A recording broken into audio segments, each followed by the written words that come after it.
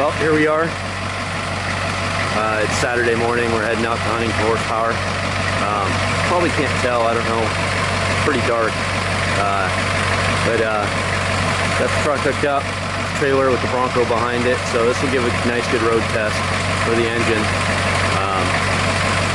I'll just check in with a few points in the trip here, a few worthwhile points anyway, and document this trip to Idaho and back. So there you go. First little update. It's gonna be tricky to film this thing. Don't have a passenger with me. I got a follow car, but no passengers, so I'll have to do it myself. So I'm headed eastbound I-90 right now. Just did the Tiger Mountain summit, which for you guys familiar with that, most of you won't be, but for you guys that are, it's about 1,400 feet, and it's 6% all the way up and downhill, one shot. And I did film that because I just kind of want to keep the eye on the vitals, going up a bit, making sure everything was all right. It was the first long grade with the load I've pulled, so, but it did great. I could easily hold 20 psi if I wanted to at speed limit. I took it about, the speed limit's 55, I took it about 50 just to take it easy. Fan clutch came on, it was about 15 psi, and right around 950 on the EGTs. So far so good. Next check-in will be when I'm heading up to Snoqualmie here, and go there.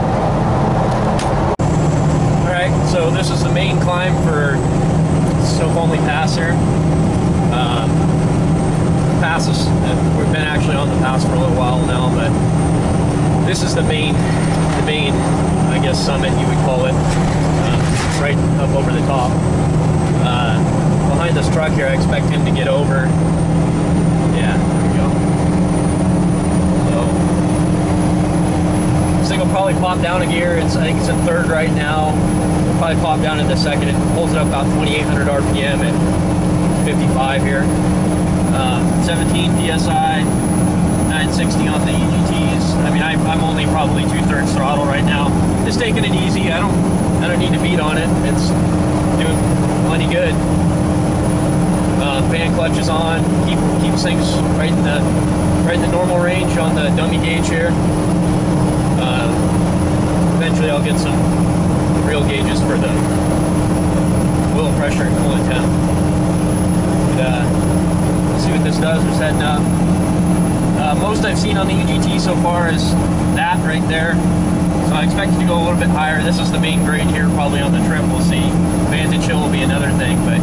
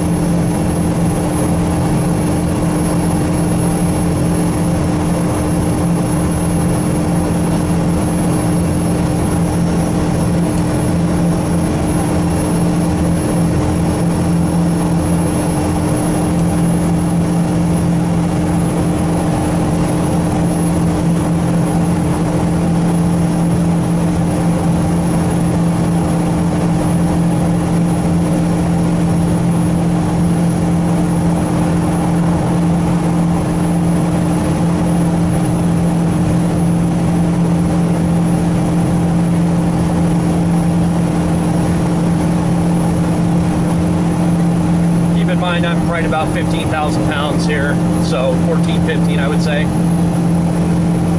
So, not just towing empty here.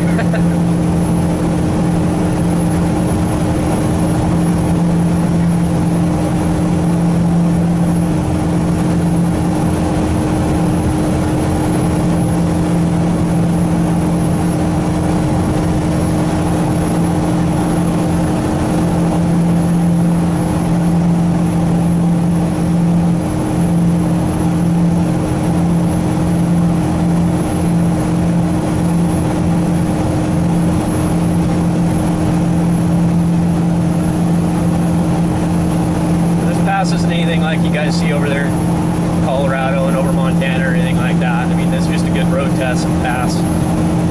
Sea level to just over 3,000 feet.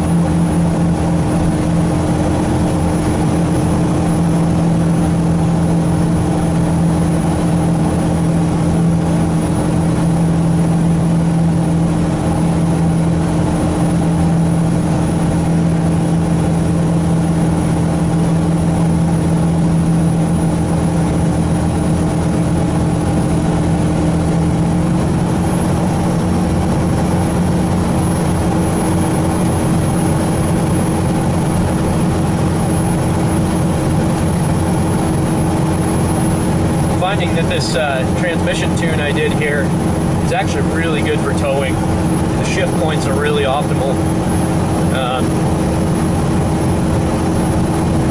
Flat ground, it easily goes into overdrive, no issues. As soon as you hit a little grade or something like that, pops it into third. Not that it's a big deal with this transmission. This transmission built to the hill, but basically shift points are good. I'm actually kind of really liking it. I always have the option of going into high range here on the overdrive as well if I needed to. I try not to do that while I'm towing though. Anyway, that was the summit there. Now we're heading downhill for a little bit. I'll check in a little while here, get over east side of the mountains. Right here is kind of its sweet spot. We're over on the east side of the mountains. It's kind of flat here, but running right at 70 miles an hour, 2,200 RPM, 6 pounds of boost, 840 on the EGT, and it'll just cruise flat ground here, man. That's the sweet spot. Not a whole lot to see out here. People think that Washington's all evergreen trees and all that. Not on this side. Anyway, probably check in with you when we get to the fairgrounds.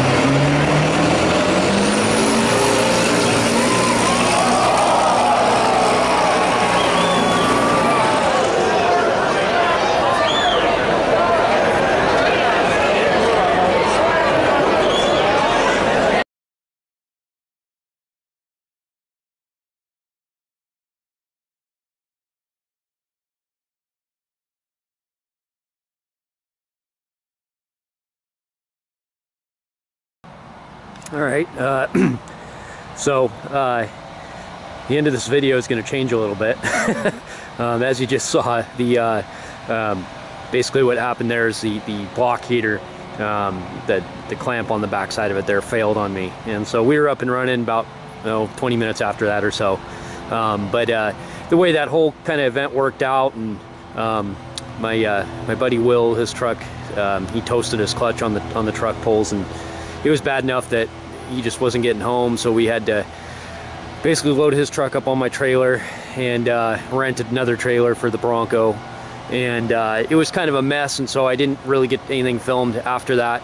I did end up hauling his, I guess that's the bright spot, I ended up hauling his heavy 2500 Dodge with a Cummins in it on my trailer back, so I was about 17,000 or so gross on it, and basically it just kind of ended up that way. But this thing did fantastic towing, especially with that much weight. And there's guys that you guys tow regularly, a lot more weight than that, but as far as this setup goes, that's probably about as much as I've ever really towed with this truck. 17. You know, most of the time back when I was towing a lot with it, it was about 15 right on the nuts. But now it's anyway. But yeah, so so right now this filming is probably we're getting close to 2 months after the event there, and the original filming. I was gonna go through today and do a completely new video and hook up here and tow this thing around and film it all, but there's a lot that goes into these videos, and I figure instead of wasting the footage I already had, I would go ahead and just put everything kind of together and finalize it here with this little video. But right now we're in late October, and this was actually the last kind of nice day that we're gonna have around here for a while. So it's been real nice here recently, 70 degrees and stuff like that. So basically what I'm just kind of summarizing, but this thing tows awesome, as you can see from the early part of the video and everything, and I'm real happy with the engine. Now I'm going to kind of start, and I think I'm pretty much done with this truck and its iteration for now, and then in the future I'm going to do another video when I get around to it, but taking Smokey here, and I have a crew cab for it. In fact, we'll walk over there and see. Oh, here's the frame. Pick this, it's a crew cab, long bed frame. Basically what I'm going to do is that I'm actually going to shorten it to extended cab length, so it'll be a crew cab short bed length, and then I'm going to be most likely be doing a flat bed on it. If not, then I'll probably do a short bed on it. I'm not totally settled on that yet, but I have this crew cab here, and this is actually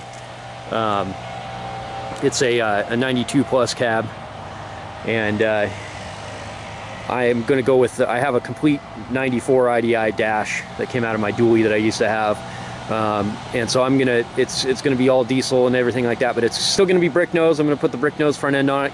Can't roll Smokey without being a brick nose, but converting it over to the 94 style dash to upgrade the wiring to the more modern wiring, and the cabs are, everything's kind of a little bit tighter on these years, so it's sticking with the brick but going with this, and then I have right here, I have some heavier duty. I got a Dana 80 right there, dually rear axle, and then I have a Super Duty 60 right there. So it's not the Super 60 with the big joints and all that stuff, but it's still good. It's gonna upgrade to that. I'm gonna most likely link it with bags, but I'm not totally solid on my plan for that yet. So eventually though, it'll be a 4-wheel drive dually, crew cab, with the same sort of theme to it, just with some small changes, and that'll be the next iteration of Smokey here. So anyway, for you guys tuning in with the 7.3 build, great success, and then let's kind of sum it up there. So stay tuned for more videos. This concludes the 7369 engine build.